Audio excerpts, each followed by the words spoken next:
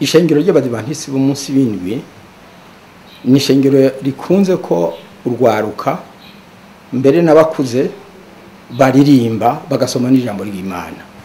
Uyu murwi w'abaririmbyi witaziye abaragwa n'umurwi ufise intumbero yo kwigisha, ni nacyo gituma uno munsi mbere no mu minsi iri imbere bitangiye kugira ngo baririmbe bigisha ijambo ry'Imana, kandi inyigisho zabo mu ndirimbo zijanye no guteguriza abantu kugira ngo bitegure gusanganira umwami wacu Yesu Kristo agira shike bidatebye.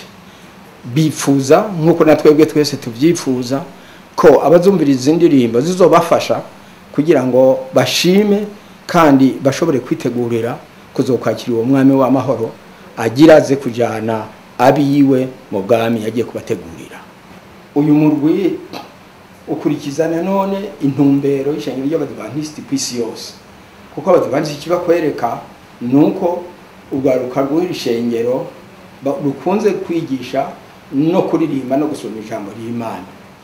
Nifuriza uyu murwi w'abaragwa kubandanya iyi nzira nziza, inzira yo kuvuga ubutumwa mu ndirimbo no kwigisha urundi rwaruka gusoma ijambo ry'Imana, kugira ngo narwo nyene n'abandi bazokumviriza indirimbo zizoririmbwa n'abaragwa arabo mu ishengero y'abadivantisi b'umunsi w'indwi, ari n'abandi bazotegera ndizigira ko zizobafasha kugira ngo uyu mwiteguro uhambaye werekana ko Yesu hafi kugaruka, bijanye n'ibimenyetso tubona yasigaranye intumwa ziwe ko bizobigisha kandi bigatuma bitegura bidatevye kugira ngo dusanganire umwami w'amahoro agiraze.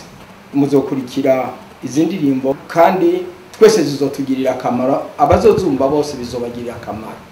Nkaba rero nusaba ko abazozumviriza muzogira umutima wo kwitegurira umunsi w'izina kandi bidatevye kugira ngo tuzotahuke iwacu.